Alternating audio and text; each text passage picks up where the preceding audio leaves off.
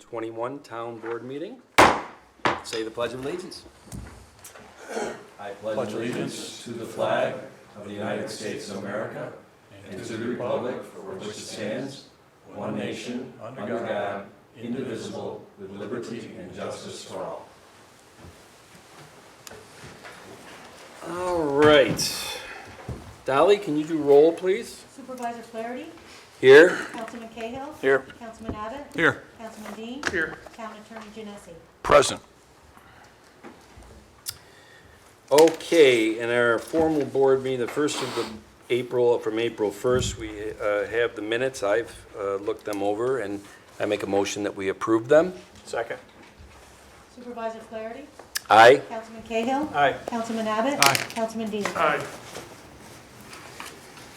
I'm gonna switch. Is there anybody, and Karen would know, that was here to give any comment other than the public hearing? You have something to say that is outside of the scope of the rezoning issue of 230 Salt Road. Walt, if you wouldn't mind, I would like this gentleman to be able to go first.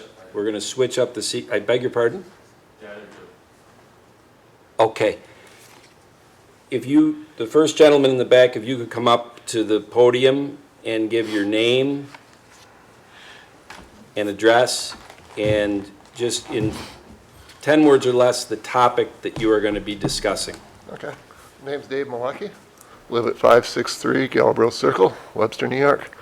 Do I have the honor of being the first person to address this? You certainly do, and after we've been closed down to the public since about mid-March last year, this is exciting to finally get some life back in here. Likewise. You might know what I want to talk about, the Irondequoit Bay Bridge Outlet. I've got about a 4-paragraph thing that I wrote here the other day I want to read. The Irondequoit, can I? Yes. You sure can. Thank Do us you. all a favor if we could hear you a lot better. Yeah, I'm getting pretty tired of wearing this thing. The Irondequoit Bay Outlet needs to be walkable. It hasn't been possible to walk across the Irondequoit Bay Outlet in the summertime since the early 80s. It's past time to fix that situation. We need to enable year-round direct travel across the Irondequoit Bay Outlet. Consider this. If you're walking on one of the piers at the Irondequoit Bay Outlet and require immediate medical attention and transportation to a hospital, are you served as well now in Webster as you are in Irondequoit? The time required to walk a round trip between Irondequoit and Webster is measured in hours. Now, not seconds like it was in the 80s. This has been studied. Look at the Irondequoit Bay Outlet Bridge feasibility study. It's on the Town of Webster's website. It's also on the Irondequoit website. It's past time to make improvements there. The study recommends the most cost-effective solution. Raise the existing bridge up a few feet. Helps everyone. Pedestrians, motorists, cyclists, which I am, and off-season boaters as well. I think I'm done. Thank you very much. Thank you. We're going to have to give you a special award for being the first one in over a year. I'd really prefer to just have the bridge fixed. Okay. We'll talk. And then, the other gentleman, please come up. I'm Chad Fairhurst. I live at 501 Sherborne Road. We're just looking to put a shed on an easement. He's up. He's on the agenda. Well, there you have it, okay. Does Chad, you know what? I apologize, I should have been a little clearer. I was switching up the order of the open to the floor, each speaker allowed 5 minutes from the public hearing. Figuring okay. anybody that was here, like this gentleman about the bridge, Oh, I figured they should go first because they might sure. be sitting here for a while if everybody else. So you're actually the second formal item after the public hearing. oh, okay. So you might want to get comfortable. All righty. Now, before we start the public hearing, I wanted to just say that, well, I've already said, I think it's great that we got this many people in the boardroom. This is the way government should be. Informed community is a better community. I've said it many times. And I know that we're about to have Mr. Baker give a presentation from representing the developer who is looking at putting in Aberdeen, the States. And then each of you will get a chance who's here to talk about whether they're for it or against it. One thing I want to just make sure everybody knows is that apparently at the planning board meeting 8 days ago, because the agenda for the planning board was posted by law in the Webster Herald and also put on our website, various social media sites, people showed up at that meeting voicing their discontent with the thought that there was going to be a rezoning of the 70 acres on Salt Road. I was not in attendance at that meeting, but the feedback I got that was most of the discontent was the fact that in 2018, people were not aware that it got rezoned from large lot to R2. And I'm paraphrasing, this is just what I heard happened at the meeting, is that it wasn't so much about the R2 to R3 zone change in 2021, but the fact that they felt like, how could they not have been aware of this in 2018? Now, I went back and did some perfunctory research on this, because as you probably all know, I was not the town supervisor in 2018. In fact, we're honored to have the 14-year previous supervisor, Ron Nesbitt, in the crowd tonight, which I think is fantastic. The town board and the planning board in 2018 had 5 events, 5 board meetings that had the topic of this rezoning from large lot to R2 on it. They ranged between May 17th, when the town board passed a resolution to refer it to the planning board to see if the planning board would recommend such zone change. The planning board then heard that on June 21st. It went back to the town board to set a public hearing for it. The public hearing was ultimately set and done on August 2nd, and it was voted on August 2nd. Now, when I looked at that, it is almost exact, the time frame and the number of meetings and the sequence of meetings from planning board and town board that is happening 3 years later on this. So I don't really know why people that were interested in this did not know this was going on in 2018. I do know this: the laws of the land, they may be antiquated. The fact that we as a municipality are mandated by law to post public hearings in a newspaper, we have to name that newspaper. It's the Webster Herald. Now that law, Charlie, to the best of my knowledge, has not changed in 50 plus years. Right. Where we all could say that newspapers maybe are not the medium that people get their news from anymore. But that's the law. And we follow the law. And the board and Ron Nesbitt followed the law back in 2018. Now, we also, I didn't do this research from 2018, but we try, within transparency and communicating to the citizens, put those board agendas on our social media pages and on the website. I've had some people ask me, because I have talked to several people on the phone and through email on this subject in the last couple of weeks. I pride myself on being very accessible to the public. So I've had a lot of conversations. In fact, Don, where's Don? I think it was Don Lucas. Dean. Did I talk to you? Dean, yes. Dean, I'm sorry, not Don, Dean. We talked on the phone for about 10 minutes the other day. Maybe more. Right.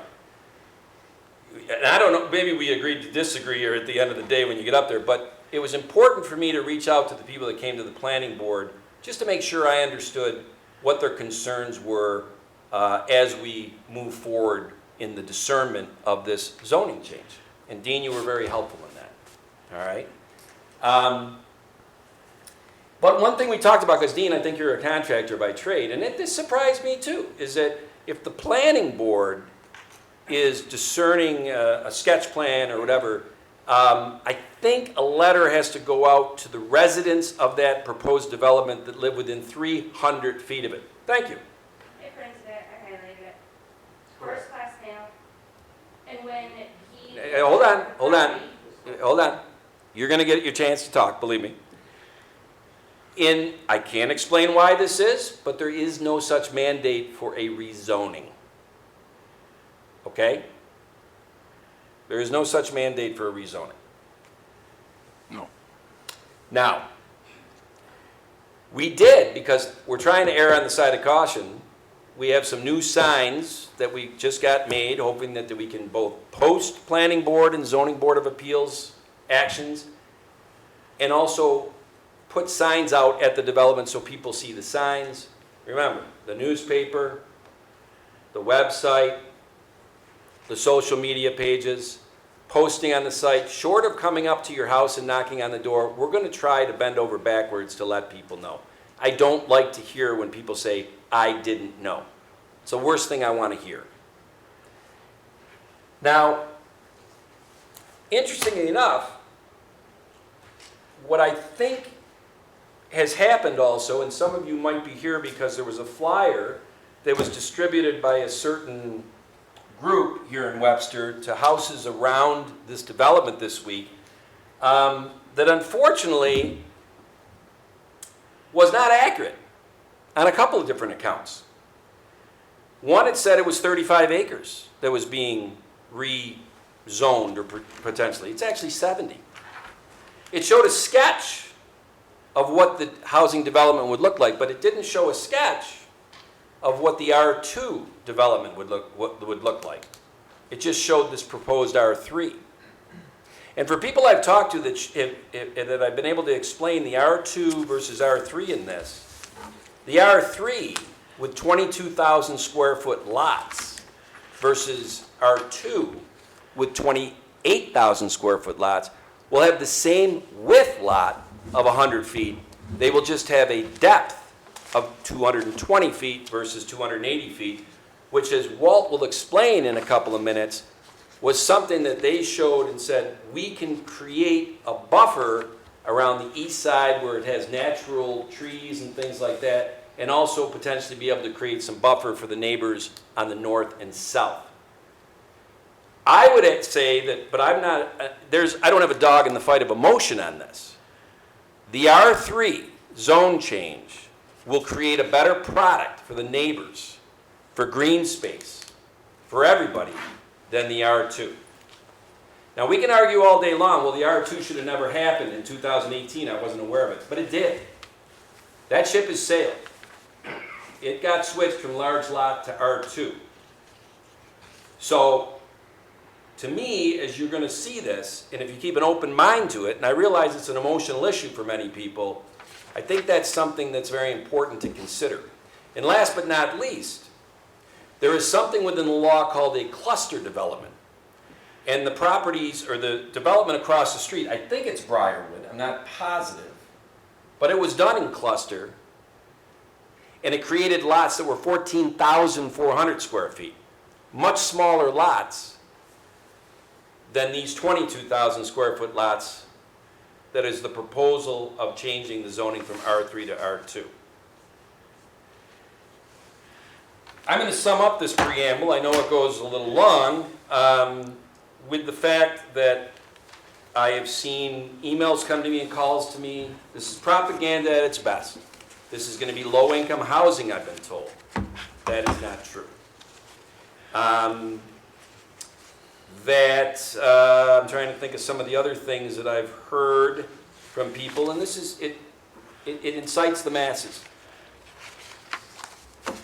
The bottom line on this one is, if this ends up going through, the sketch plan, as Walt will probably show in a minute, between the R3 with 22,000 square foot lots and more buffering around the perimeter of the acreage, is much better for green space, buffering, and the neighbors than the R2. Last but not least, as you just heard, Josh Artuzo is our Director of Community Development. There is a process to any zone change. It doesn't happen that often. I've been the supervisor for 15 and a half months. This is the first proposed zone change that I've sat here as a supervisor. Zoning changes don't happen that often, outside of a comprehensive plan being redone. The process is pretty robust, as I just explained, from 5 board meetings minimally and hearings and all that from 2018. That seems to be being mimicked here in 2021. When we're done tonight, I'm not going to close the public hearing. We will extend the public hearing to the first board meeting of May 6th, because part of the process is to get some documentation from the County of Monroe, and we have not gotten that documentation yet from them. Is that correct? That is correct. So, as far as I'm concerned, because I want to hear every little piece of information from anybody who has something to say about this. To me, whether it's phone calls with Dean or emails that I've responded to people or people coming here tonight, and if people want to come on May 6th, the more the merrier. An informed community is a better community, and I don't want to shortchange anybody. So I'm going to try to make lemons out of lemonade that the county government hasn't gotten us what they said that they would get us in time for this, and we will continue this public hearing on May 6th.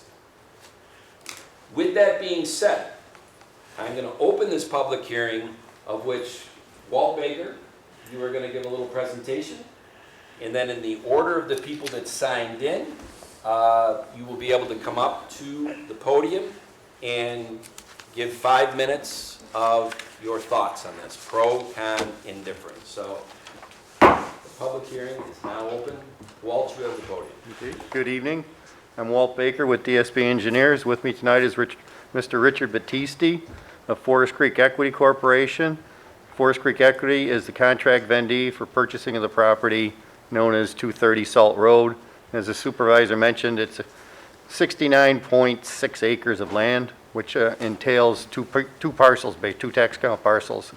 As he mentioned earlier, one of the parcels is about 35 acres and the other one is 33 point something. So it comes out to about 69 acres. It's currently zoned R2, and we're here tonight requesting rezoning of the property from R2 to R3. We did submit maps to the town board as well as the planning board, and our proposal is to rezone the property. And as the supervisor mentioned, the big difference between the R2 and the R3 zoning is the depth of the lot, and obviously which would make it 28,000 square feet down to 22,000 square feet, which is a matter of 60-foot depth difference. But with that 60-foot change, we're able to adjust the lot sizes so we don't have exact same size lots on all the proposed lots. We're allowed by code to have 79 lots under R2, and we're proposing 79 lots under R3. We're not asking for cluster development, which was actually presented to the board back in 2018. We're going to stick with the conventional zoning. The home sizes will be ranging in $300,000 price range, so they won't be small houses. They'll be standard size, affordable houses, hopefully, in today's market. The maps I presented actually show this one here is the R3 zoning, and we do have an R2. And as the supervisor mentioned, the R2 plan. Walt, is there any way you can show that to people in attendance? Sure. Hold it like that. How's that? These are up on our website too? Yeah. Josh? Well, the R2, obviously, there's 79 lots. We have one entrance to the site. It's on public utilities. There's public sanitary and public water available. The topography, actually, north would be towards the supervisor. So if you turned it, north would be up. But the way it is on the drawing, north would be in that direction. And as he mentioned, there's a tree line on the property along the east boundary line. The rest of it is more or less open field, and there's tree lines along the side and some in this area over here.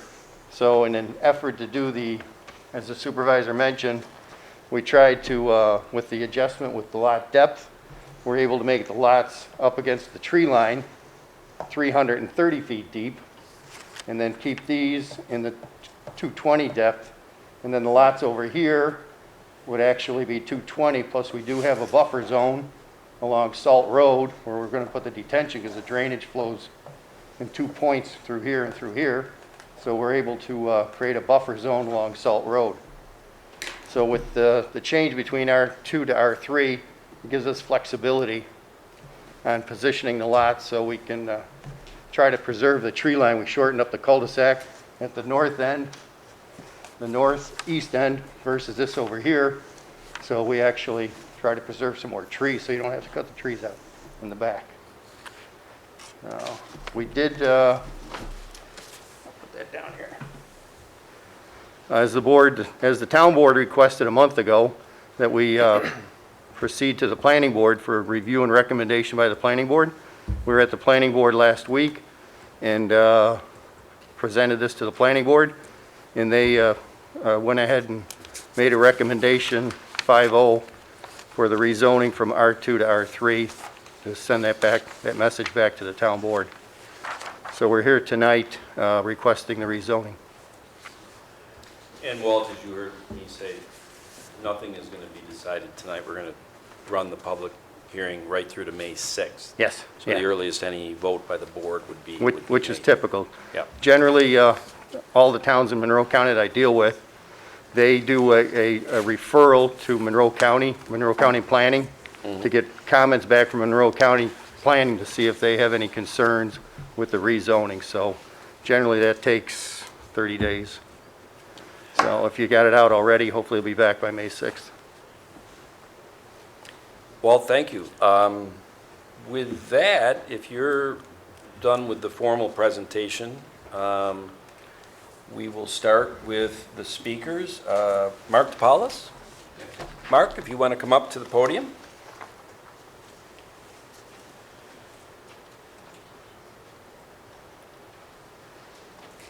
I guess some of my questions are, And Mark, I'm sorry, can you give your name and your address for the attendants and Mark people DePaulis, watching on TV? 237 Salt Road. I reside directly across the street from the open spot.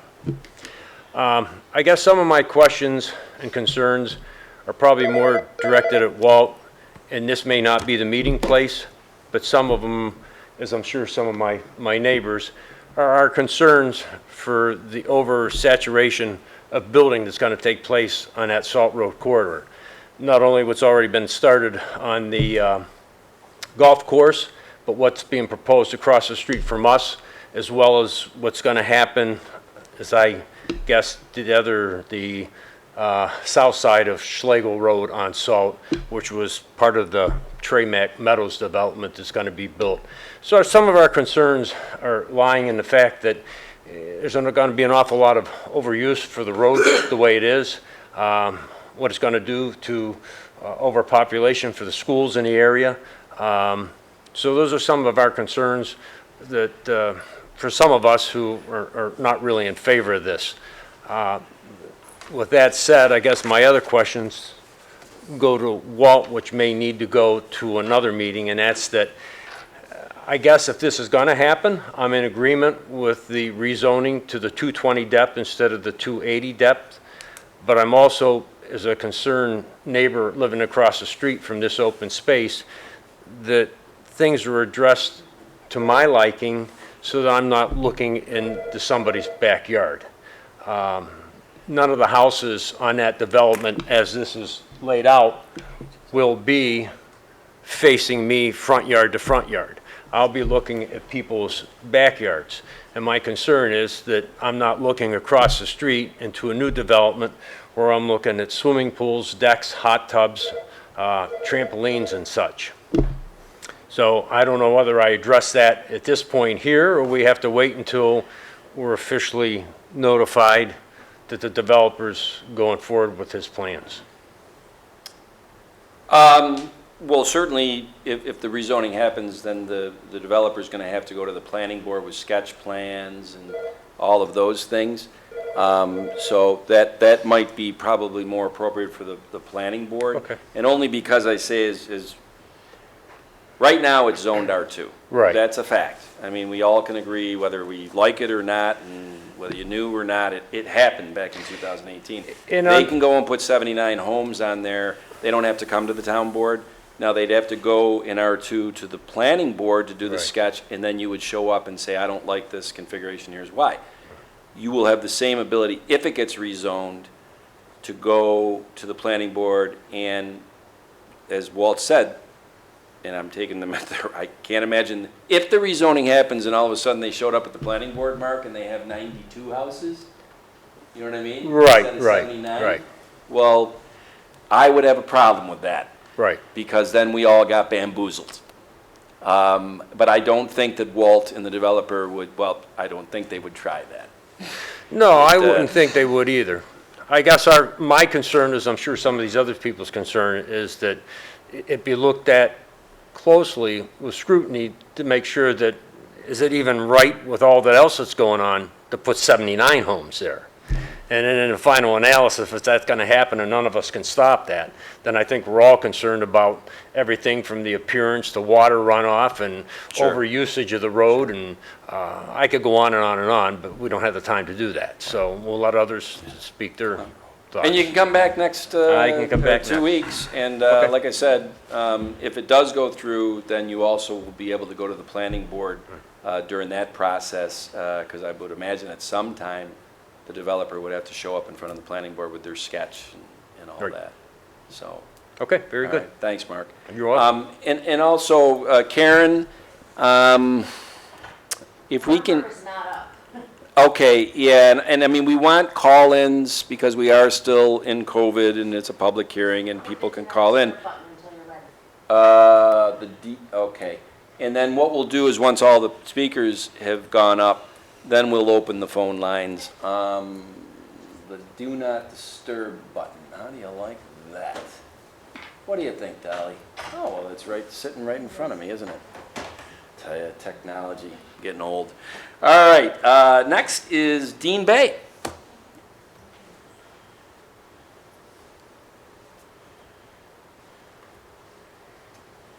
And Dean, if you can give your name and address? My name is Dean Bay. I live at 152 Salt Road. I knew that, someday that them lots had to go, and I'm looking at what I did not. The first of all, we can't go backwards. Never saw anything on that that changed there a couple years ago. But my concern is I like what I'm seeing on what the future there is, but I'm concerned. I own everything to the north, and my concern is the water. We got a pretty good swales that come north and come through, that run towards my house, and I'm a little worried about when we put lawns in and roads in and streets in, that we can contain the water and slow it down and get a handle on it, so. Dean, you're saying that, because you are to the north, that it possibly, you're afraid of, that the Yeah, I own flow everything. would to- become right. huge. Geez, I would hope that the drainage people and the engineers would not allow abutting properties in the neighborhood to be affected by this. Look, there's a piece of it that kind of comes that way. I mean, they're going to have to do something majorly to control. There's a part of it that tips right into us, Just when you get yards and Yeah. streets and roads, you pick up speed and you're going to have to slow it down, so. Absolutely. Okay. Yeah, that's why the process works, because Right. I'm glad you're giving that. I'm making notes here because, sooner or later, whether it's R2 or R3, somebody's going to propose Absolutely. in front of the planning board building. And I want to be able to go back to my notes if I'm the supervisor at that time. And, hopefully, Dean, you'll show up at the planning board, but Right. I mean, you look like you're more like my age, that we don't buy green bananas anymore. We don't know how long. That's absolutely right. Well, thank you, anyway. Okay. Yeah. Thanks, Dean. All right, next up is Chad Fairhurst. Oh, you wrote, Chad, you know what? Twice tonight so we're going to say that you are not a speaker at the public hearing. I think I've got that jammed into my head now, Chad, okay? So actually, up next is James Lovelace. Actually, sir, I'm third on the agenda. So Ken Wall. Sorry. Well, you can tell we're a little rusty from live meetings, Dolly, you know that? All right, well, James, we're looking forward to, you are the, yep, I know exactly which agenda item you are. You're the fill permit. Thank you. All right. All right, well, God, I hope that Ann and Ray Porter are here to talk about the rezoning.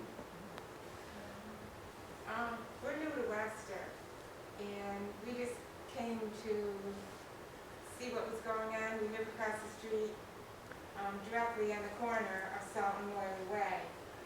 So this is a big impact to us, and I think Mark lives a couple houses down from us, with what we're going to be looking at when we walk our. And did we communicate by email in the last week or two? No? No? This sounds very familiar. Somebody reached out to me who was new to Webster and had some questions about this, and they live close. Okay. Would you and Ray like to get up to the podium? I think that's about all we had to say. Being new to Webster, we just wanted to come to a town board meeting and see how everything works and just not know that much about this R2 and R3 and the zoning laws here. And it's nice to have the developer here so we can see everything. And we know we can't change anything, but maybe with the buffer, they could consider a line of trees. And Ann and Ray, I disagree that you can't change anything. I would not agree with that at all. You know, people's opinions are going to matter, and that's why, you know, what Dean said last, you know, that's a consideration whether that's R2 or R3, to be considerate to the neighbors. Interesting, and like I said, and I'm being redundant, the R3 sketch plan is more considerate to the neighbors than the R2, which is kind of ironic because, and I understand this after almost 16 months as supervisor, when you put the headline up there, zoning change being proposed, this is a social media world, this is, you know, you see the headline and that's bad, bad, bad, bad, bad. And that's why it was important for me over the last couple of weeks to have interaction with people. And it's been a very rewarding experience to get into dialogue and explain that I actually thought, because they're not trying to put more houses in there, and because they are trying to buffer things, it seemed like a logical, makes sense for everybody in Webster, neighbors, and the people that really want more green space or maintain green space. It meets all those. What it doesn't meet is it's not going to be a 70-acre farmer's field. But that was eventually going to happen based on the zoning being R2 right now. So, anything, Ray? As for the green space, I maintain my green space on my side of the road. I mean, supposedly when Gerber turned that portion of the property over to the town as a park, I guess that's what I was told. Are you in Briarwood? Yes. Okay. And is Briarwood the one that's got the cluster with the 14,000 square foot lots? Yeah. Okay. I said I did a perfunctory research getting ready for this meeting tonight. I didn't do a deep dive on Briarwood and what that approval and whether there's conservation easements or whether it's a park district or whatever. I don't know. We were told it was a park district. So across the street, is that going to be a park district? I would. Areas that brought up to Salt Road, or is there going to be a settling pond? It probably is not. It's not going to be a park district.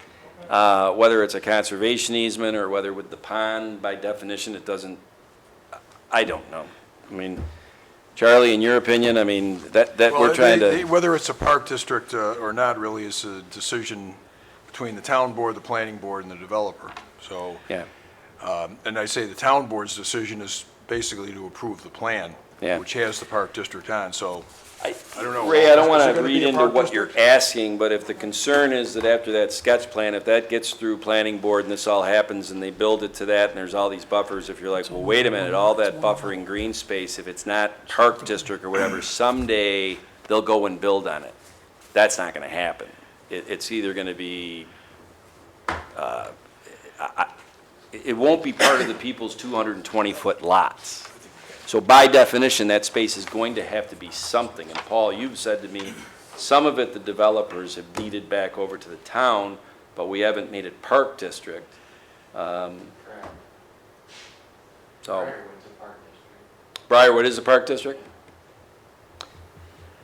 Is it one of the 13 of the 134 that It's we? one of the inactive ones. It's I one of the don't- inactive, I don't think okay. there's much going on.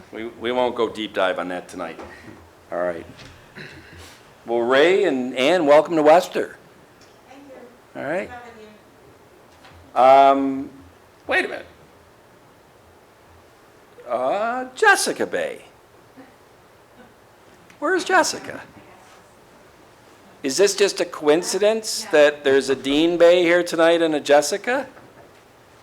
I might know that. There's more of us. Yeah. My name is Jessica Bay. I live at 197 Salt Road. Okay. So when I came here, I thought that I got the flyer saying. Oh, you got the flyer?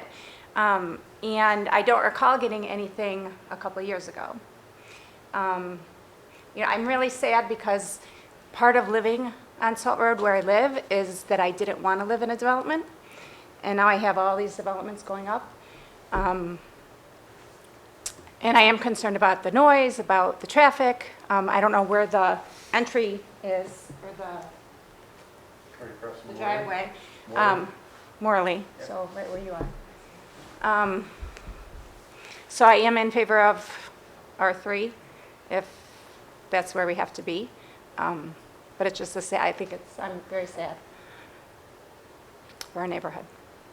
So, that's all. And Jessica, I will say this, I mean, and like I said, I can sympathize, I can't empathize, because I've lived in Webster for 24 years, I didn't live across from a field. But I just also wanted to make sure when you said you got the flyer, but you don't recall getting anything 3 years ago. No, The flyer was not distributed by the town. I understand. If the town distributed that flyer, I think we would be liable for a lawsuit for the inaccuracies it had and/or the propaganda-esque whatever. Right. But the would town had something- nothing to do that. That was a separate group of people that decided that they thought it was important to let everybody that lived around there know that, look what's going on. Right, but in 2018, would we have received anything through, no? If that citizen organization didn't decide to put something on your door back in 2018 to let you know that there was public hearings at the town board and the planning board, no, you wouldn't have gotten anything. So when you say that we should have from the town? No, yes? From the person. We're going to get, and you will, and Charlie, you might need to be on this one once the. No, the notice that was required by law was put out back in 2018, which is publication notice in the the official town newspaper, notice in town hall, and if we had electronic means, it was probably published there as well. But that would have been it. And it would have also been televised because obviously it was a public hearing. And it would also have been televised when it went to the planning board because it would have been sent, it was sent to the planning board for review as well. Yeah. So, but no, there was nothing sent out in terms of a letter or anything like that to the residents. And Charlie, we're a few speakers away from Dean and Brenda who have some documents there. I'm being Karnak a little bit. I think that they're going to get up there and say, our code says that we should have sent out something to within 300 feet. And it'll be interesting to see, because I think it's going to be just the fact that this is not a planning board development. When they go, if this goes through and they go to do a sketch plan and approval of this, people that live within 300 feet of that proposed development are going to get a letter. That's the law, that's the code. And if you have something that overtly says, when you're planning a rezoning, well, this is great, I'm glad you're not up yet. But if that's what it says, and Dean, I bet you're a hell of a contractor. But I'm gonna look at my attorney for legal things. I wouldn't go to Charlie to build my addition. I'd go to you. So whatever you got there, Charlie will ultimately look at, and if you did find something, then I'm very happy with the fact that we're extending this public hearing until May 6th. Next up is Donald Paul. I'm just a resident across the street in the Briarwood development, and I'm just interested to find out what's going on, because I just recently moved into that development last year. Okay. And would you like to get up and say some words, Don? Or? Not at this point. Okay. Next up is, and I don't know if it is Alyssa or Elisa Demora? Yeah, I'm not here for that. I'm sorry. I'm not here for this, I'm just observing, because I will be here for other towns. Oh! So we have our first person, well, besides the previous supervisor, who is actually here just to come to a town board meeting. That's fantastic. I knew what was on, so I just All right. Well, thanks for coming. And is it Elisa or Alyssa? Elisa, okay. You're getting close, Dean and Brenda. Next up is Dave Malecki. Oh, jeepers, beavers. Oh, yes, you did. All right. Chad Fairhurst gets 2 references tonight, and Dave gets 1 that is not within the public hearing. Actually, Dean and Brenda, you are up. All right, my name is Dean Lucas, and I live at 290 Salt Road, which is basically this is me. So Dean is on the north side, and I'm on the south side. So basically, what I'm talking about is in Webster's bylaws. It says when you're rezoning, that not the town of Webster has to send me a letter, but the man applying for that rezoning is responsible. And if they don't do it within, how many days? 60 days? That they have to do by first-class mail, all property owners of record within 300 feet of the outside perimeter or boundary line. And if they, at least 7 days prior to such hearing, the applicant has to file with the town clerk an affidavit of mailing such notices. And if they don't, do that prior to the public hearing, failure to receive such notice shall not be deemed a jurisdictional defect of the town board. Because it's not on the town to do it, it's whoever's petitioning to have their property rezoned. This is one of the steps on your website that I printed right from the Webster page. And we were supposed to get a first-class mailing notice of a public hearing. And it says, if the petitioner does not request a public hearing as provided for by this section within 3 months after the planning board makes its report, the petition shall be deemed withdrawn. So I guess a lot of the neighbors, our question is, we still didn't even get one tonight. Why wouldn't we have gotten one the first time in 2018? So again, now it's not abiding by these rules which are on your website. None of us got a first-class mailing. So we didn't get it in 2018 and we didn't get it prior to tonight. And it states right in here that that's supposed to take place. And 7 days prior to this meeting, that person is supposed to come and file with the town clerk that yes, here's my thing, I did this first-class mailing to these landowners within 300 feet. And we are definitely within We 300 are, feet. our We're within property 1 foot. is, like, from Salt Road, our driveway, so this whole spot here is our property.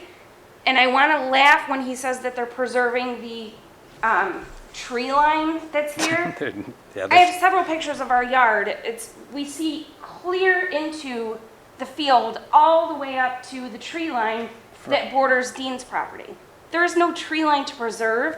They're basically branches and sticks of property that are like trees that are dead. They fall, they come into our property all the time. So to get off of that topic, because that really doesn't, that's not where we're crossing right now. My concern, and Tom, we had a great conversation, and I don't think we agreed to disagree. I think we both have a like mind. Well, we didn't talk about this. We did- that you're we did bringing up. not. And I'm gonna tell you right now, if you're right, then we will change gear and figure out, and I'm glad the public hearing's open till the 6th. Amen. Because that'll give, you have documents over there, unfortunately, unless. Charlie was nodding. You know. Charlie was nodding when Brenda was reading Well, this. no, is that the 225 Yes. dash 5.1? Yes. 225 dash 5.1? I don't have a code here unfortunately in front of me. I printed this out just before we came. Okay. But at any rate, as far as the R2 to R3, I do agree with you, Tom, and with you, Dean, that the R3 is much more appealing to the eye. And having said that, I will say that the buffer zone does literally nothing for me. The wood line that you're talking about on the east side is like literally, you can't see a house unless it's dark, unless there's lights on. So the house that it will benefit doesn't need that benefit anyway. He's so far away with woods of his own. I'm the one that need it. Dean is the one that needs it. We are the ones that are taking the brunt of this. And as far as the water that Dean was talking about, you can take it from me. This will severely affect me as well as him. The water there now, I can't even mow my woods until July, normal years. The water is absolutely horrendous, and it's going to get much, much worse when this happens. There's a lot to talk about, but I think the biggest thing that I have is that 2018 was incorrect, and I think that depending on how far we got to go with this, I think we're going to have to see if we can't get that brought to right. Whether we got to go lawyer-wise or not, something's got to be made right. I got you. I know you do. And very, very, very nice talking to you. Yeah, too. it was good talking to you, It too. was awesome. I think it was more like a half hour. Pardon? I think it was more like a half hour that we spoke. It wasn't that long. It was a very nice Well, long. I enjoyed it, and I'll tell you what. I did too. If this, then we'll have to move forward with right is right. Right is right. Amen. Yep, I agree.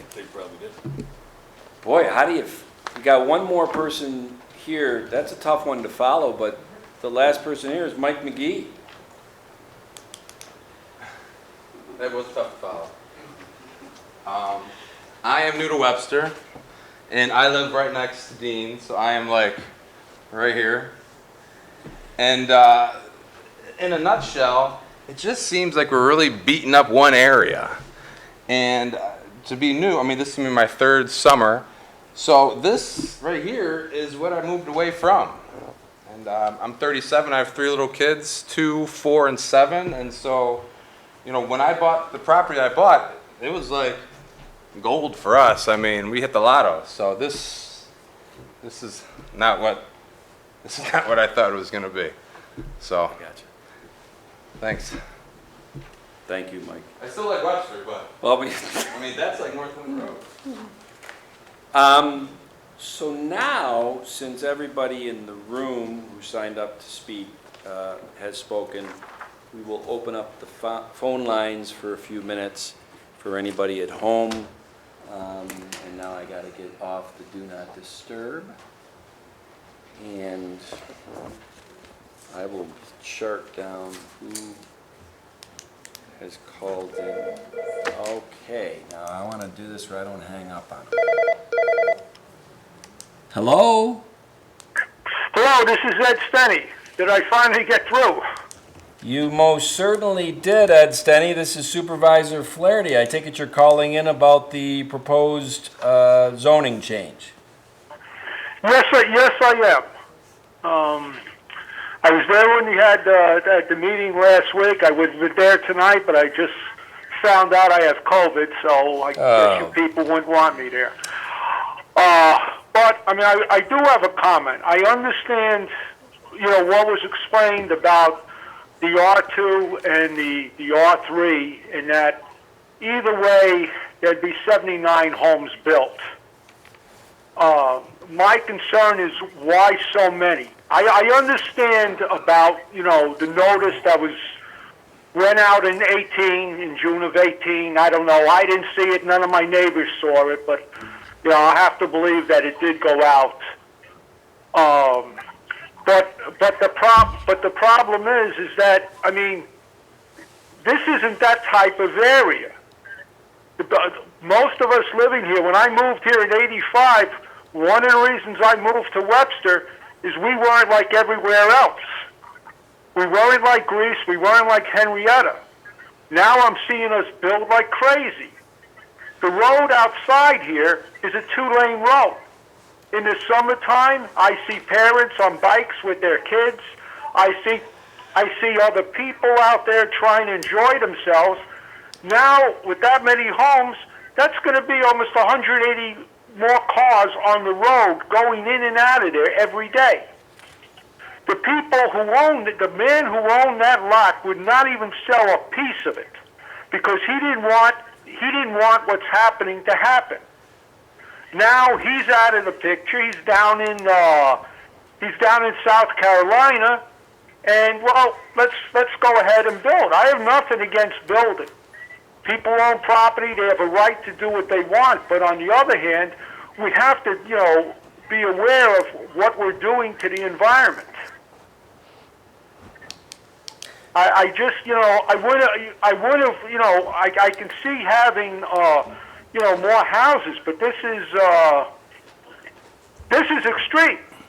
I mean, I looked at the picture. I'm looking at the picture here, and I frankly couldn't believe that we would be doing this in this area. Well, Ed, I got to tell you, I want to thank you for calling in. I wish you were here, but I certainly appreciate that if you just found out you got COVID. I mean, is there any way that we could at least reduce the number of homes there? I mean, why does it have to be that many? Yeah. What happens if it's 60? Yeah. Ed, if you were watching on TV, the R2 zoning with 28,000 square foot lots based on 70 acres, it allows for 79 houses. The developer is saying they'll go to R3 zoning, smaller lots, but they won't make more houses. So they're actually building the proper number of houses for an R2 zoning, but they're going to continue that over to R3. So if that's what the current zoning code laws are, there's nothing that we can sit here and tell them, you shouldn't build Well, who's 79. going to keep them? I just have one question. Yep. Who's going to make sure that what they show now is what they're going to do? Well, Because actually, when if you were Gerber watching, we had said that if this does I was go watching. through, yeah, and if it goes to the planning board, we have a lot of notes here. I think that Walt, who presented, and the developer, it would be a real bad move if they all of a sudden showing up at the planning board with a sketch review for 97 right. homes or whatever. Sure. All One right. last thing, okay? Well, listen, I hope you feel better. I hope you feel better. And yeah, because Ed, you know what you can do? We're going to have the public here. Okay, go. You're going to have a public hearing when? No, we're having it now, but if you've been watching, we're going to keep it open until for the May 6th meeting. So I know you're going to be better from COVID by May 6th. Ed, we hope you come to that meeting in person. No, I will be there, but I'm disappointed that the town allowed Gerber to build across the road, and Gerber didn't do what they were supposed to do. Yet no one from the town ever said anything about it. And I was at that meeting. Well, Ed, I do appreciate you calling in, and I like I said, I can Okay, sympathize well, with the fine. emotion of this. I hope you feel better and get well soon. All right, All right, I'll bye-bye. be there. Okay, so. Let's see, I want to write this one down. Hello? Hello, this is Cheryl Adis. I'm calling in regards to the board meeting tonight. Yes. Yes, so I live across the street from the development. I'm at 215 Salt Road and 211 Salt Road. I have those two lots directly across from the north end of the proposed property development. And I also want to talk about the water flow from the culvert on the north end of that property that flows from the east side of the street into my property on the west side of the street. And I want to ensure that the water is contained and does not continue to flow to my property, which floods my yard every year, as Dean talked about, that we can't mow my lawn there usually until June or July itself, because it's usually flooded from all the water that's diverted from the east side into the west. You know, interestingly enough, and I'm not an engineer, Walt, you'd be better to answer this, is that where I appreciate everybody is like, we love looking at that 70-acre open field. If houses are built there and there's a retention pond and certain drainage configurations, it might solve the problem of these adjacent properties who have had water issues. If the water issues they feel is coming from the, what do you call it, the pervious or the farm field. Walt, can you comment to that? Yeah, take that off. You're correct. What we do, obviously, is provide what we call retention-detention facilities. It's actually a federal mandate, and it's mandated down to the state, and then the state to the town, and the town to the developers, that we have to provide on-site detention facilities. And when we do that, we are regulated to not let any more water leave the site than leaves today at that rate. And what we generally do is when we put in a control structure, we downsize it, and the town generally has this, say, we can allow the rate to go off at the same rate it's going off today. Well, we throttle it back by 20 or 30%. So we make the ponds bigger, so it slows down the water, so it doesn't impact the people downstream. Gotcha. In Mr. Bay's property, when we actually get the topo, our surveyors have been out there collecting all the topography. We have county topo, which is on the map now, but he does have an area that drains off to his property. What we do is we make sure nothing leaves the property. We put on-site backyard inlets, and we bring that backyard inlet to our road system down to the ponds. So we actually make the drainage better. Gotcha. Thanks, Walt.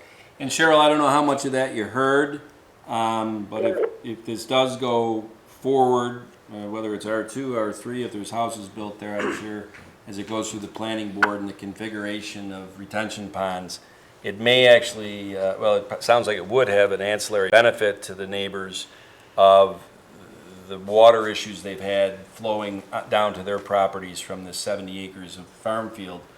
They wouldn't have that water flowing into their lands anymore. So, Cheryl, thank you very much for calling in. Yeah, one of the other things that I just wanted to talk about was, just again, I agree with what's been said about the large lot designation, and would really like to see the documentation that it was distributed about the hearing and notices about the land rezoning. But the other concern I have is, and I understand what the R2 and R3 zoning is from the Webster site, what those definitions are of those terms, because I think that's what also gets confusing, because just to make sure that it's houses or single-family homes versus any apartments or condos, anything like that could be built if this plan is changed. But the other question I have is, what is the decision criteria for allowing the rezoning of these large lots to R2, R3? From listening to the planning board meetings and the town board meeting, there does not appear to be any criteria for the decision other than the opinion of the board members. Well, It looks good. I will tell you this, Cheryl. I can speak to the opinion of why the R2 to R3 is being proposed in 2021 and it's being redundant to everything that has been shown and said here today. It's the same amount of houses as R2. It's going to create buffer opportunities, either existing tree lines or maybe as they develop it, adding pine trees and things like that on the buffer to the north and south. That's an easy one to give the reason. I don't have an answer for 2018. I wasn't here. I don't know what was said in those meetings, what the rationale was. I just know that all the meetings happened back in 2018, and the zoning change went from large lot to R2 at that time. So I can't speak to what happened in 2018. I can only speak to what's happening right now. I got it. Okay. All right? So just one final topic, and that is I want to just build on what my neighbor Mike Capellas talked about is if this plan does go through, if we don't have, if this goes through, I would like to see a berm along Salt Road, similar to the berm that's on the meadows on the east side of Phillips Road, to obstruct the view of the backyards and the properties from the road. I, too, don't care to look into someone's backyard or side yard, and at least I thought that was nicely done on Phillips Road, just north of that fire station there, between Schlegel Road and And Cheryl, if, like I said, if you've been watching, whether or not this goes through from R2 to R3, eventually if something's built there, it will go through all the processes of the planning board, and people will be able to come, like yourself, and lobby for those type of things. Buffers, berms, all that. All right? Yep. Okay. Yes, thank you so much. Thank you, Cheryl. Bye-bye. Okay.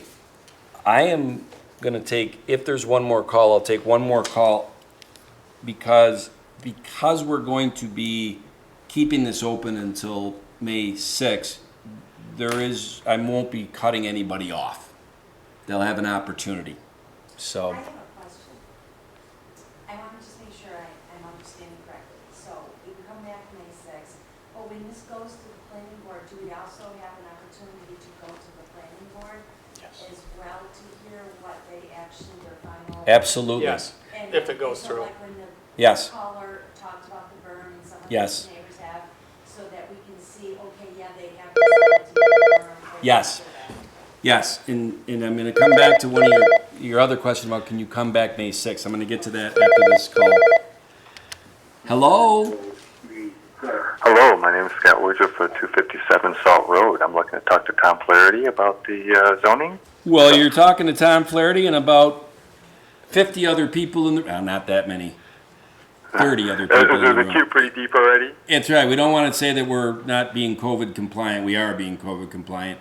And you're also talking to people that are watching on TV and live streaming. So, Scott, let it rip. Scott? Yeah, hello. Hi. By all means, if you're here to call for the public hearing about the potential zone change, shoot away. Oh, am I just going to talk to you? Scott, we have you on speakerphone, and everybody here in the room can hear you, and anybody watching at home on channel 1303 or live stream can hear you too. Okay. So Scott Woodruff, 257 Salt Road. I do live right across the street from the property. A couple of things I guess I wanted to bring up. I certainly am on board with a lot of things I've already said there, so I'll try not to repeat it. I'm looking at the two lots, R2, R3, and we keep talking, or I keep hearing about the tree line is going to be improved. And I actually don't see that on the plans. It looks like to the northeast and south, the tree line and the depths of the properties look identically the same. It looks like the buffer is only being created along Salt Road, where the backyards would no longer sit on Salt Road. Is everyone seeing the same thing? Did you understand the question, by the way? Not quite.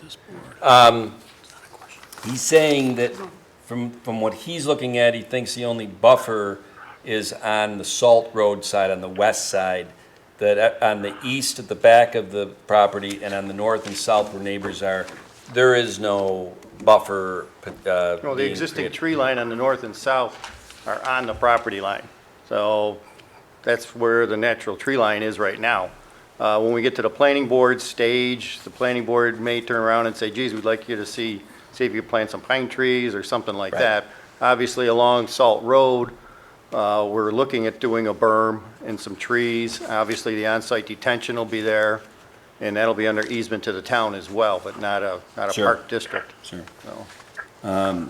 So Scott, I don't know if you heard that from Walt, the engineer, but as it moves forward into the planning board, that's where they would get into more detail about the berms on Salt Road and the existing tree lines that are in the back of the property, which I guess is the east of the property. Right. At And this stage, also we're the not. things we're- that can happen on yeah. the north and south where there are actual neighboring houses. Right. So, all right, Scott? Yep. The other comment I wanted to make was, we looked at some of the meeting notes back in 2018, and some of the comments that we're seeing is when it went to R3, it was in line with kind of what was going on in the area. But obviously, if you go all the way back to 2008, when there was a plan for all of this, I guess the one concern would be if this goes to R3, and then more properties are wanting to go for sale, and obviously the owners are all looking to go from LL to probably something smaller so they can actually sell off the properties. As we continue to allow these zones to get smaller and smaller, my fear is that they're going to say, well, it's right next to an R3 anyway, so why can't we be R3? And then the next property says, well, we're right next to R3, why can't that be R3? So it just seems like it might be a little bit of a slippery slope, because sooner or later, all the landowners probably in this area are going to probably want to start selling their land off, and only the developers want it. So I guess that would be one of my concerns is, I may agree that R3 looks a little better on paper right now over the R2, but, what are we really looking at in the future for, adjoining properties in the same thought process? It's a hard one to assess, what would be done in the future. From everything I've learned, all of these are looked at on their own individual merits, and seldom in a rezoning, and it doesn't happen that often, is precedent brought in like you just described. But, whether past performance is going to be a dictator of what happens in the future, Scott, I don't know. All right? Well, I mean, those are my concerns I'm hoping the board kind of thinks of, because if you look at it, these properties over here 10 years ago, this wasn't, even thought of. So, I mean, the slippery slope does seem to be heading our way. It looks like a lot of the building is on the Salt Road corridor right now. All land that was once agricultural and then went to a large lot and has slowly been, going down to R2 and now R3. If you look at, even on the Schlegel, Salt Road, Phillips Corner type stuff. So that would be my concern there. All right. Well, Scott, thank you very much for calling in. You're welcome. All right, Have a take good care. evening. And I'm going to put this on Do Not Disturb, because like I had said previous to that call, that's the last call we'll take, because if somebody reaches out to us and says they didn't get called in, they'll have an opportunity on May 6th. But to your first part of your question, your second part was, would you get a chance to go to the planning board if this moves on? That was an easy one. So I'm assuming if I can go to the planning board, so I just have to watch on the town's website to see when it'll be coming in front of the planning board? No, because in those situations, I get a notice. you get a letter, I'll all look. right? And I'm about to find out in the next couple days if my new friends, the Lucases, had merit to the documents they had, or if there's a legal interpretation, and we'll, I can't right. understand why that would be such a big secret when that was changed. Well, I don't think And it's a although you say that they Um, put it in the town paper, and I get that is the law, but it's always been, used to be years ago, you get within so many feet, you get a notice of something. So, You still do if there is development going on or being proposed to the planning board. There has to be within 300 feet of the meets and bounds of that proposed development. The residents, business owners get that. What the ambiguity here, it won't be ambiguous within a couple of days, I will tell you that, is what Dean spent a lot said. of money on master plans, and they made decisions, and then all of a sudden they just say, oh, yeah, this is a good idea, we'll just change it. And no, people aren't there to say, why aren't you sticking to your master plan? Yeah. So I wanted to answer the first part of your question, which is, I hope you come back May 6th, but I want to make sure something's very clear as we end this part of the public hearing, okay? I took a lot of notes from each of the speakers. The fact that we're extending the public hearing, consider it's like one long public hearing. If you got up and you said your piece, if you come on May 6th and you want to get up and say your piece and say the same thing, I'm just forewarning people, I don't want to be a jerk about this. No, you don't get to say twice the same thing. Now, if you have additional information, by all means, I would not want to stunt your ability to get up and say that. Does everybody understand that? Okay. And as always, in between now and then, my phone line, my email address, I'd love to talk to you, because I'll tell you what, the more information I get, the better it is for me to be able to, navigate these type of situations for the best of the community. So, geez, Charlie, I don't bang the hammer down, right? Well, I'm gonna make a suggestion though to Walt that you make sure that the notices get out prior to the next meeting. If Well- they haven't, okay? Well, according to the code, and I read the submittal application requirements, the town board didn't have any notification to be sent out. Planning board does it not at concept, only at preliminary. The zoning board does it with a zoning board application, so I've read it numerous times. The town board does not, but The take planning board. a look at that section because. Yep. Because the, Yeah, and I want to make a suggestion on this, and I haven't looked at the section, and I'm not an attorney or whatever, but I listened to what Brenda was reading off. I think it was Brenda that was reading it off. And if I heard it correctly, you said the owner. The one petitioning Okay. for rezoning, which would be. Well, the owner, as that gentleman just said on the phone, is in South Carolina. The owner is not petitioning for this. So I want to make sure that we do this, if there has to be a notice that goes out within a certain amount of feet, who is that party that has to do it? The owner right now, I think the owner, there's been no closing of the sale, that's public record. No. Right? We're contract vendee. Yeah. I don't know if they could send out I would the think it notice. would be the applicant, not the owner. Well, let's take a look at the. Yeah, we'll take a the look law at that. and make sure, And we'll let you know. Every other application we've done with the town regarding the planning board, concept doesn't require a mailing. Preliminary requires the mailing. After you got preliminary, you go to final, no mailing. The section, though, that Zoning we're board. referring to is the rezoning section, Right. Correct. 225-5.1. Well, that's not in the submittal requirements that I received. Well, it's not in the submittal requirements I received from the town a month ago, Yeah. and that's stated. Well, I understand what you're saying, but understand what I'm saying. I got direction Yeah. on what to do. And Walt, And we did and that. Dean and Brenda and everybody here, the process works. You don't see us voting on this tonight. The process works. Let's go and get the facts, okay? And proceed accordingly. Thanks, Walt. All right, thank Thanks, you. everybody, for coming. And, right, Charlie, I don't have to bang the mallet, we just say halftime? Of the public hearing? Well, yes, you can adjourn. We will adjourn the public hearing for the to May time 6th. being at 8:45 PM. I think it opened at 7:48 Yeah. per my clock. It's a table Well, you can table it, probably make a motion to table. That'll be, Oh, thanks. All right. Nice meeting you, Five Faces. We'll be talking. All right. Take care. We need to make a motion to Okay, table this. then I make a or Bill, did you make the motion? I made a motion, we table this. Second. May 6th. meeting. Councilman Abbott? Aye. Councilman Cahill? Aye. Supervisor Flaherty? Aye. Councilman Dean? Aye. All right. Now the next four are going to be probably a little boring for all of you.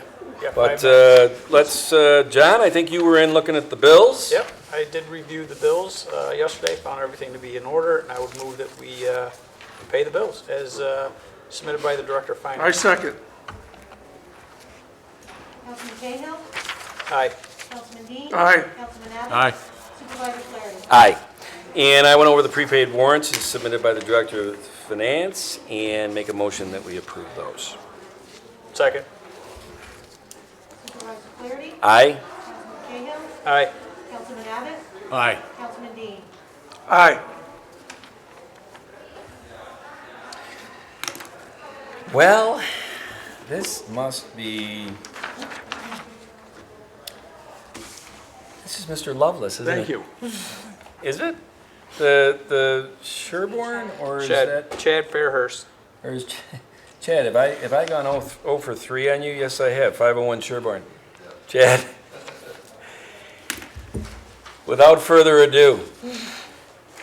Now, Chad, the public hearing is closed. I don't want to hear anything about Salt Road. Okay, or it's not closed, it's adjourned. Correct. I hope you come back. It's probably not. We'll see. So Chad, if you can give your name and Yep. address and what you're here for tonight? Chad Fairhurst, I live at 501 Sherborne Road, Webster. We're looking to put a 12 by 16 shed on a drainage and utility easement on our backyard. We moved there, our house about 4 years ago. There was an in-ground pool already there. The pools and the fence have been there about, we're guessing 30-some years, and part of the fence is on the drainage easement also, that has been there 20 to 30 years. So we would like to get a shed behind the pool there. Do you have a map? Right. Do you have a map? Yep. And we want to kind of okay the shed or the fence that's been there.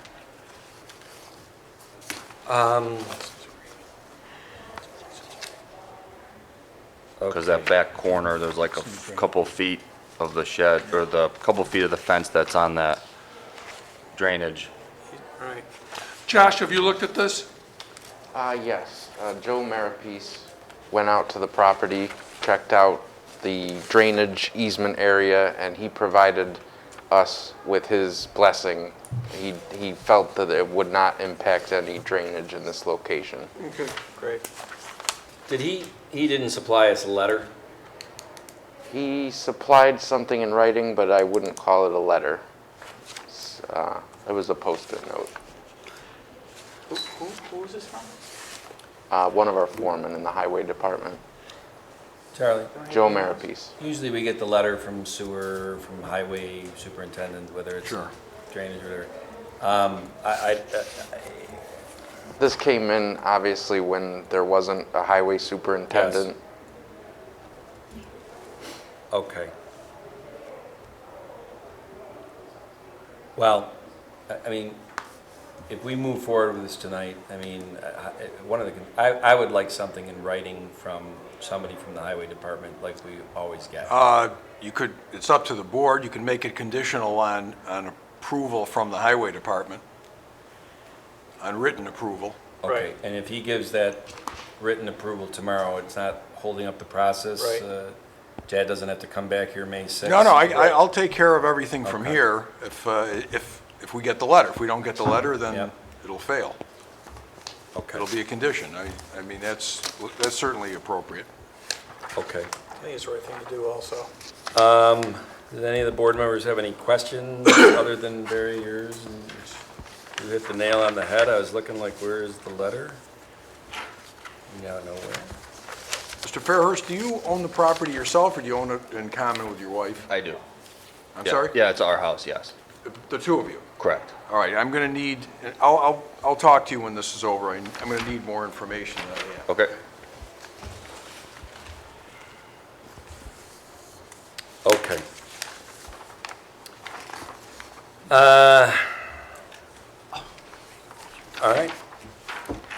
Well, I am going to make a motion, resolution of the Webster Town Board to grant limited relief from an established easement at 501 Sherborne Road, Webster, New York, at a regular town board meeting on April 15th. The following resolution was offered by Supervisor Flaherty. Whereas a 40-foot wide drainage and utility easement was granted to the town of Webster as shown in the map as recorded in Monroe County Clerk's Office in Library 210. Whereas Chad Fairhurst is the owner of the property located at 501 Sherborne Road. I'm going to stop there. Is your wife also the owner? Yep, yes. And her name is? Jennifer Fairhurst. Okay.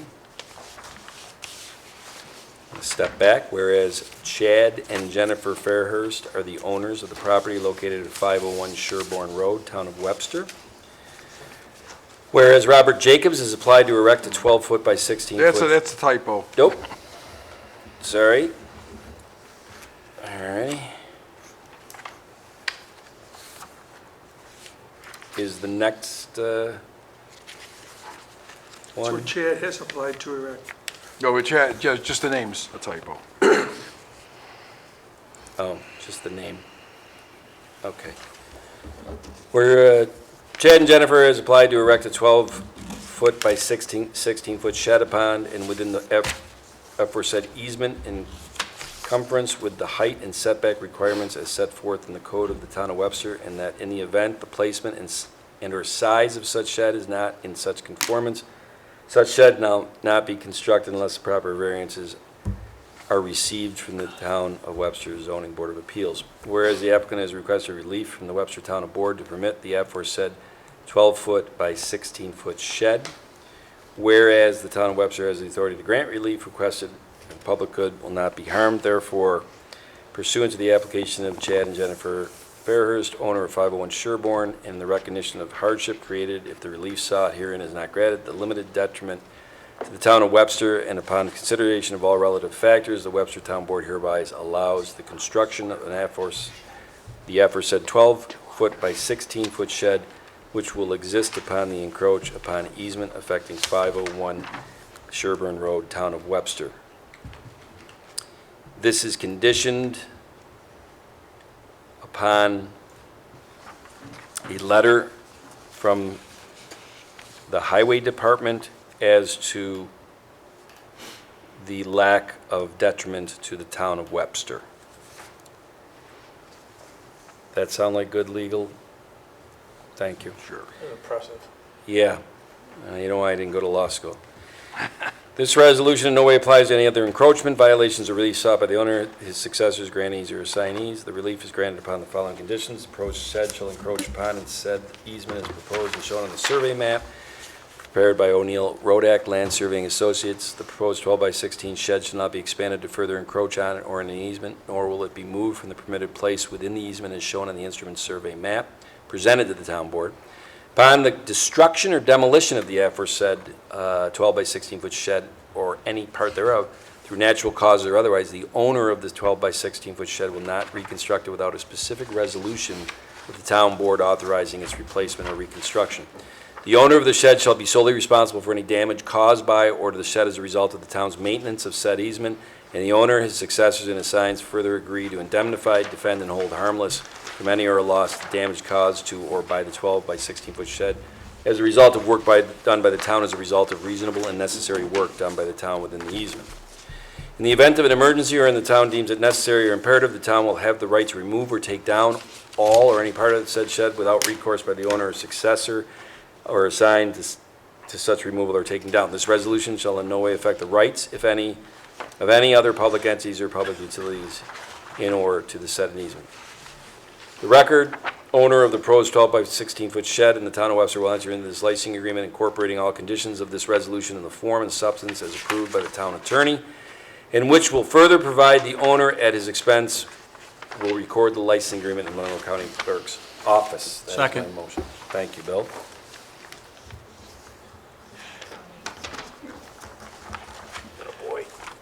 Supervisor Flaherty? Aye. Councilman Abbott? Aye. Councilman Cahill? Aye. Councilman Dean? Aye.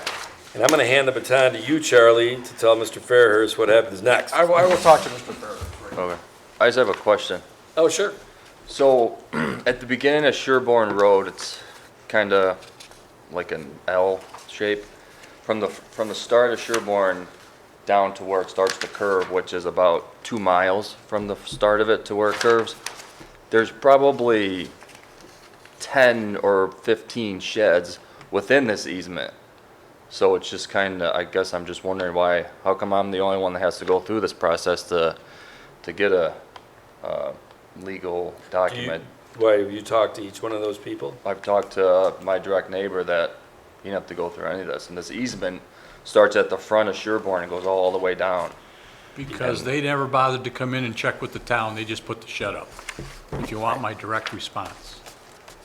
Well, that's a You're direct you're response. legally doing it. I hope that your neighbors aren't watching tonight, because now of course, now I gotta look into that. And Technically, I believe when they go to sell that house, Yeah, then at that time, they're gonna have to, they're gonna have to, either they or the person that purchased it is gonna have to then come in and get like a retroactive permit. Or remove it. Or remove it, or have, right. or it will be removed. So you're doing it the right way. I'm gonna guess this, Chad, is that your neighbors, and I hope you're not getting nervous, like, oh, son of a gun, now I've just blown in my neighbors. But the reality is this. The system has checks and balances. All of those sheds, if they went through a building permit the right way at the town, my guess is the building permit process would have seen, oh, shoot, you're in an easement, you gotta go get a license agreement. So they made a double down on this. They may have gone and put the shed in and said, I'm not gonna go to the town, I'm gonna just put the shed in. So this is gonna be interesting. But thank you.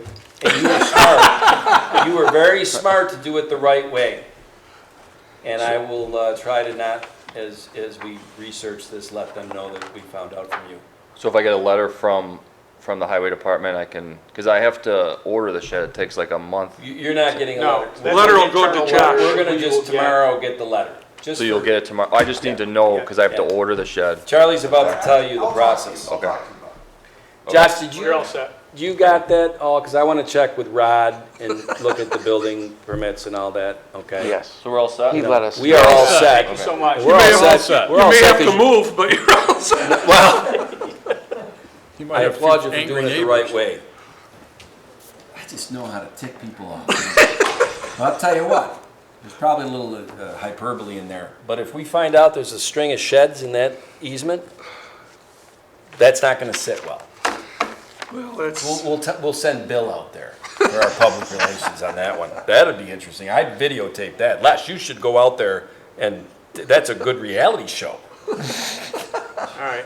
Oh, wait a minute, let me guess. Watch this, Barry. You want sheds on the access bridge? I would mind a shed in my property, but I don't know if I come here to ask for it.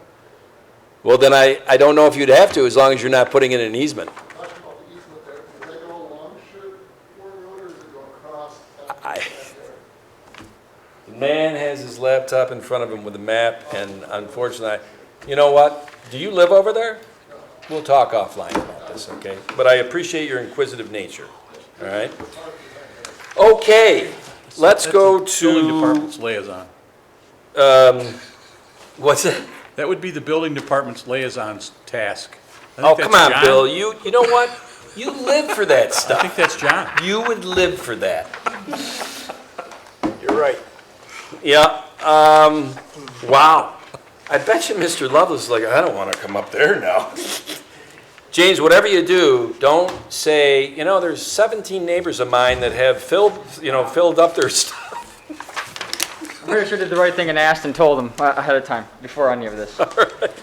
So, James, if you can give your name and your address and tell us Yeah. what you're here for.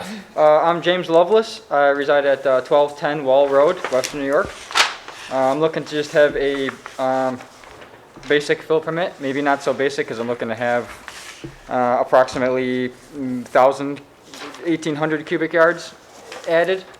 I came up with this number with my father. He's works for the Brighton Highway Department. He's in charge of the Parks and Rec, the trees.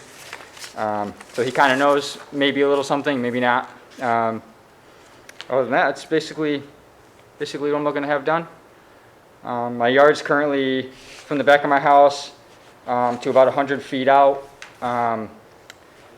It drops off to 6 feet at the most, and then back up that 6 feet, then you hit that.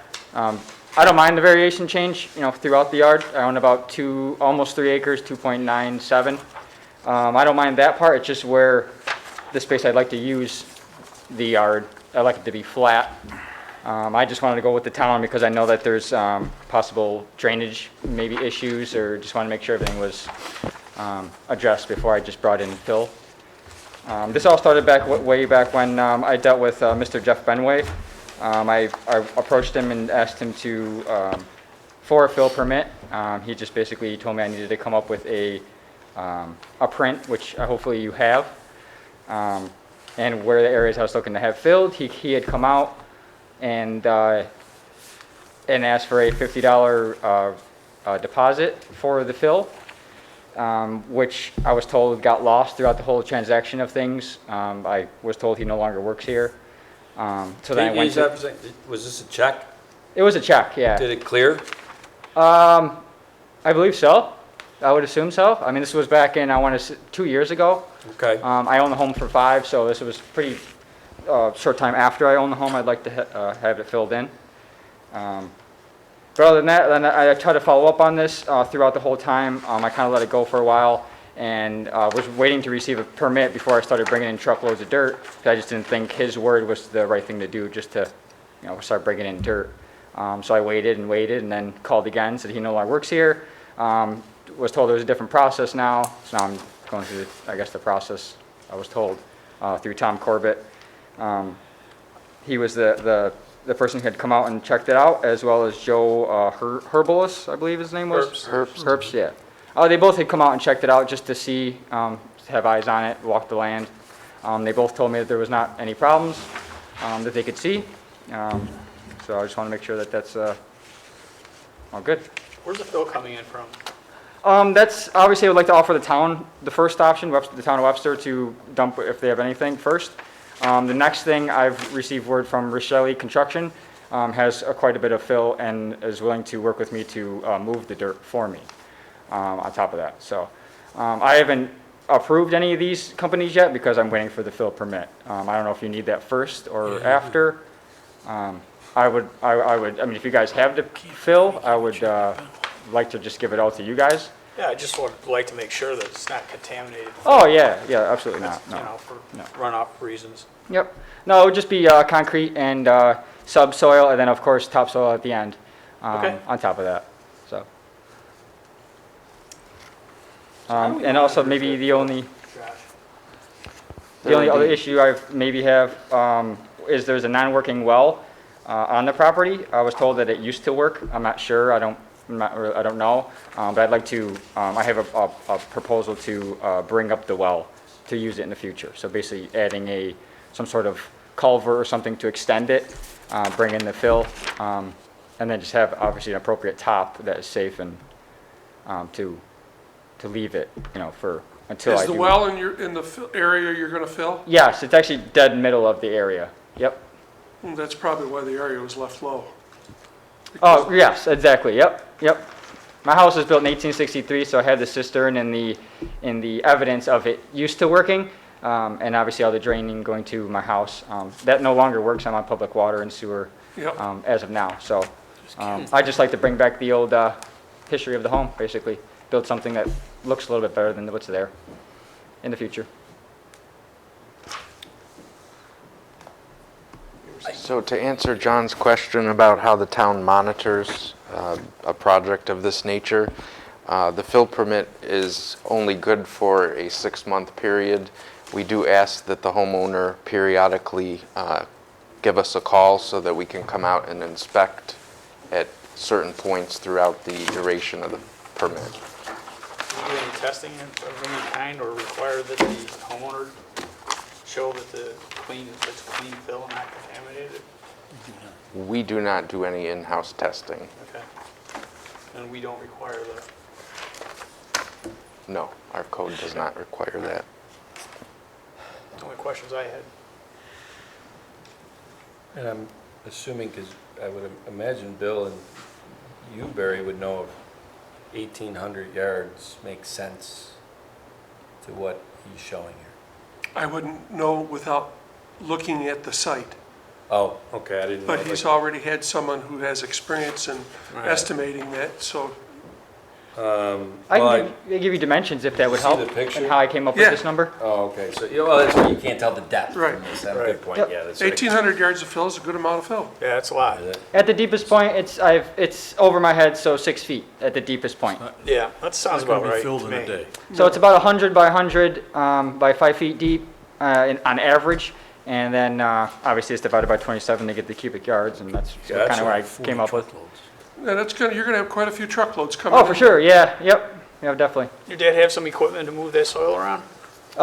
We'd have to rent on top of that, but that was part of why Webster wasn't at the top of the list right away, because Rochelle was the first one to say, oh, who's gonna move it? We'd offer, if you let us dump, we'll move it for you, so. Nice. That definitely helps, definitely. Yes, I it know, does. I know it gets expensive and cost-wise, but that's definitely the number one Should concern. probably notify your neighbors. Yeah, I actually already did, and then obviously I told them we are having a board meeting about it, so if there's anything Right. that they both would like to say or have questions about. We all think, actually my two neighbors next to me think they would actually benefit both of them as far as their drainage, so I think that should. Does water collect in there during the wet season? Absolutely, yeah, right in the bottom of my yard, and then as it goes, it actually goes over to the east, and, no, it goes to the west over my, Mr. Anderson's driveway. So his driveway goes about 200 yards back. When this is filled, will the runoff from it have an effect on either of the neighbors? Josh, has anybody inspected this? Yes, Tom Okay. Corbett's been out there, and Okay. as well as Joe Herbst. Okay. Yeah, I'm basically just changing the flow of water from, I guess, east to west to south to north, Okay. I guess. Which there's already a culvert that goes underneath Mr. Anderson's driveway where I'm directing the water towards. Okay. So, Gotcha. I'm Okay. good. I have a question. I mean, the law of the land as it is right now is that the town board is the one that approves these. Why is that? Well, that's it. There you go. I mean, all right. I mean, that's the law. That's the code. So Yes, that's that's our what code. we're here to do. I just, I think that preceded every one of us here, right? 1978. It's always- yeah. 1978. It preceded us being on the board. It didn't precede us living. No. Pretty close, 43 years, but yeah. Well, it depends on Okay. who you're talking to. I just, and I asked that because obviously a lot of permits and stuff, is there any other type of permit in town that the board approves? Well, the idea of having a fill permit was probably originates from somebody improperly filling land that had an adverse effect on their neighbors. Yeah. So at some point, it was Town board developed said, that from "We now wanna on, hear we're this." gonna have a fill Yeah, permit. That makes sense. That Well, makes maybe we sense. should talk about that during a workshop at some point. Yeah, and I don't want to, it's getting late. I just like to do some gentlemen I was, moving along. as long as we're all being inquisitive tonight, right? I was like, well, maybe, All right, well, I make a motion to approve the issuance of a fill permit for 1210 Wall Road. Second. Supervisor Clary? Aye. Councilman Abbott? Aye. Councilman Dean? Aye. Councilman Cahill? Aye. James, thanks. thank you. Sorry you had to wait around for Do an I hour and 40 receive minutes. in the mail or pick it up at the town? How's this, what exactly do I do next? Yeah, you will be contacted by Mr. Corbett, and he will be providing you with an actual physical permit. All right, perfect. Thank you very much for your Thanks for time. coming in. All right, Good night. thanks, Jim. Take care.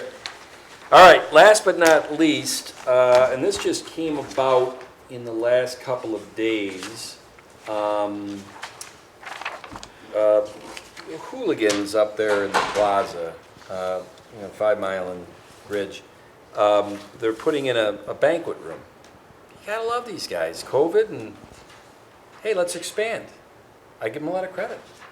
Well, apparently when they go to expand into that, they have to go to the liquor authority, the state liquor authority, even though it's the same business and whatever, they're amending their liquor license. It's not even an amendment. They're required by the state liquor authority to come in and basically get another permit because it's a banquet room as opposed to the restaurant and bar that they now own. It's the same owner. Right. It's same premises. Right. It's, and the attorney reached out to me because. Charlie, you're better to explain Yeah, I'll be glad to. You really are. These are pretty much, these 30-day notices are pretty perfunctory and pro forma. The attorney, and he called me, and he said, you know, he said, I didn't do it because he said we'd received the certificate, or the building certificate, we'd received, I'm sorry, certificate of compliance, and we, you know, we had already had the prior approvals and the prior license. He said it just didn't occur to me that we had to apply for a second time, but he said the liquor authority said we did. So anyway, that's where we are. And he came to me and asked if we would waive it, and I said I didn't see any reason why not, but I said it should be run by the town board, and I talked to Dolly about it, and the two of us both talked, you talked to the attorney as well, correct? Yes. And anyway, I see no reason why we can't do Right, it. This I agree. is, it's a known entity, there's absolutely no reason Yeah. why we would deny this. Right. You want to make the motion, John? Or anybody got any questions, or? Well, yeah, I'll move that we waive the 30-day notice to the town of Webster for on-premises alcohol and beverage license for Hooligans East Side Grill. Second. Councilman Cahill? Aye. Councilman Dean? Aye. Councilman Abbott? Aye. Supervisor Slater? Aye. I don't really, I mean, it's getting late. People called in, unless anybody here has anything else to say of utmost importance, I'm thinking we shut down tonight's meeting after an hour and 30 minutes. Charlie? You may, well, no, you just may want to notify people that we're not going to have a workshop next week. That is a very good point. Actually, there will be no town board workshop on April 22nd. Next Thursday, there will be no town board workshop. And depending upon any topics that come up, we are not planning one for the 5th Thursday, April 29th. We take the 5th Thursday off. I would say that most likely the next town board meeting will be on Thursday, the 6th of May, where we will continue on the tabled public hearing tonight on the rezoning proposed on Salt Road. So, anybody else? Dolly? Ready to go home? All right. This meeting is adjourned.